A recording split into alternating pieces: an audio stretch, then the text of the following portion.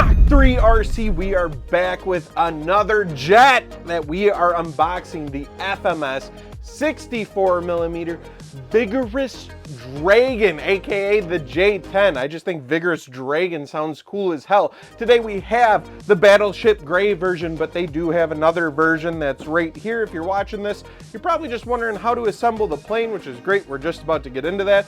But you might be like me and stay up way too late watching RC videos, curious on what you're gonna spend all your money on next. So if you're here doing that, I appreciate you too. If you're interested in this jet, you can check the links down below. They are affiliate links. I get a small kickback, no extra cost to you guys at all. It's just a thank you for making these videos, and I always appreciate it. Gives me a couple bucks, so that way when I spend hours and hours editing these videos and making them and creating them, puts a little smile on my face so I can get the receiver I need for this. You know what I'm saying? But let's quit yapping. Let's get into unboxing. I hope this goes as smooth as the 64mm F-16. That was a pretty easy install. But this is a sick Delta wing. I don't have one, so let's get into it.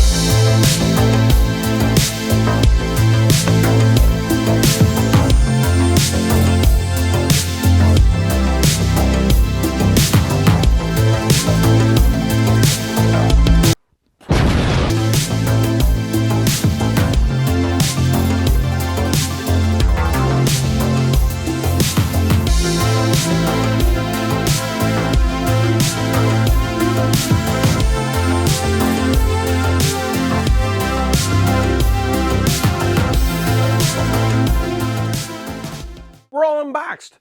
Beautiful looking plane. This thing looks awesome. What I am noticing is I'm a little sad about the canards not being fully functional and can actually rotate. That would be amazing, but I get it. With these 64mm sizes, you typically lose some features, like we're not going to have retracts either.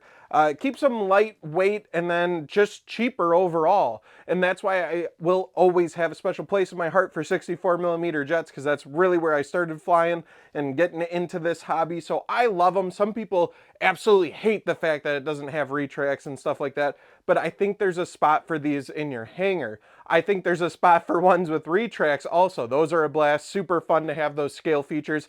But man, right after work and I need to fly quick and I just want to take something small, light, batteries are cheap, these are easy to fix when I inevitably hit something with them. I love 64mm. So it looks like it's going to be a pretty easy install. There is a decent amount of gluing, like for our vertical stabilizer, which also isn't my favorite. I like when they screw in rather than using glue.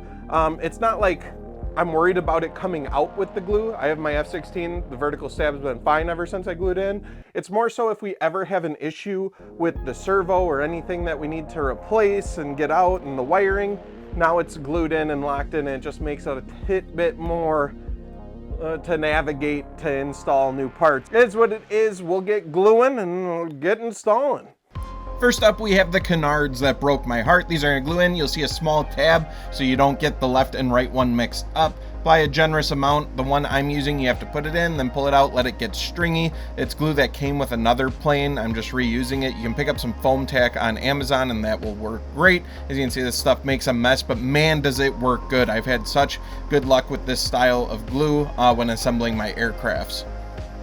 Once those are set in, we're gonna flip over the aircraft and then start working on our landing gear. The landing gear installation is super easy, especially for the front. Set it in, you can see where it kind of lines up. Make sure it's nice and straight, and then tighten down the set screw. I did notice that my set screw got loose right before flight, so make sure it's nice and snug.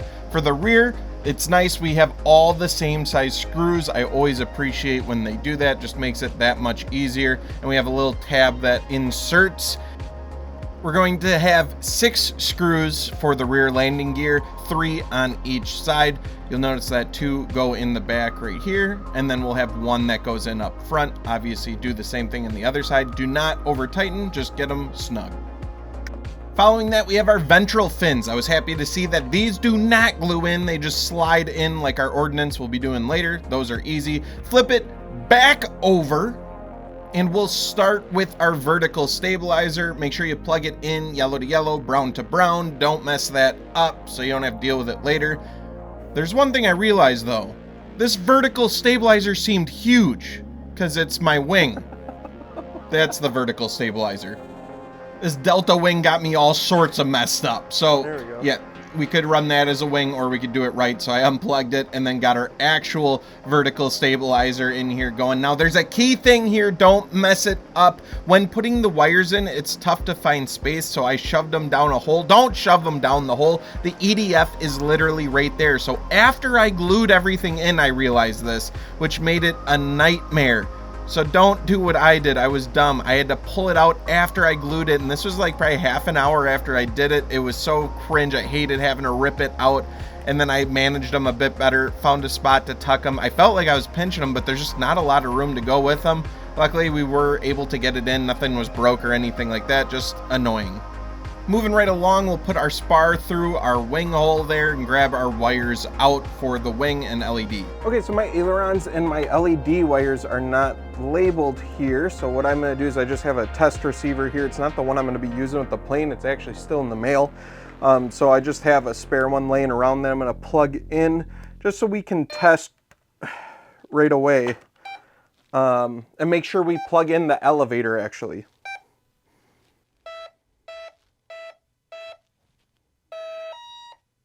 Or elevons, I mean, not ailerons, not elevator. So let's just try. I mean, I guess it's just luck. Going with the back one.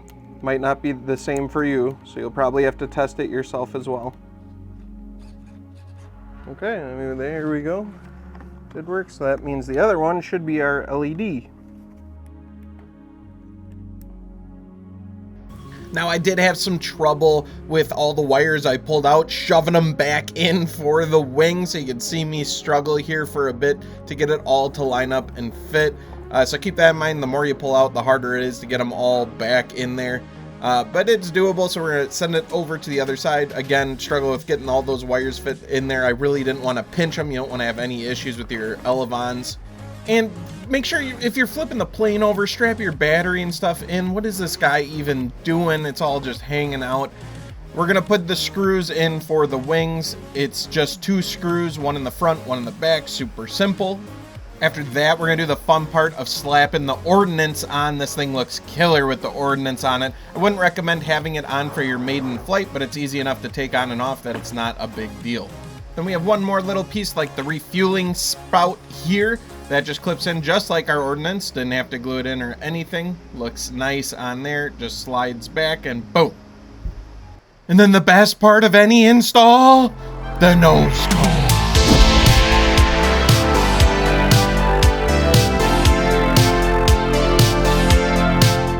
There it is, the FMS J-10 64mm, super easy install. Just keep an eye on your vertical stabilizer and those wires coming through. And then the wings were a little bit of a pain. I wish they were labeled. If those 2 things weren't a thing, this install would have went boom, cakewalk, super easy. And honestly, it still was. A bit more gluing than what I typically like. Then it is what it is. If you enjoyed the video, make sure to like, comment, subscribe, all that jargon. And then of course, if you're interested in the jet, please use the links down below. Appreciate you guys for watching. If you haven't, if the video's up, check out the maiden flight. I'm sure we're gonna have a blast flying this thing. I love frickin' 64mm. And then these big old Dorito wings on here. Excited to see what they do. All right, we'll talk to you on the next one.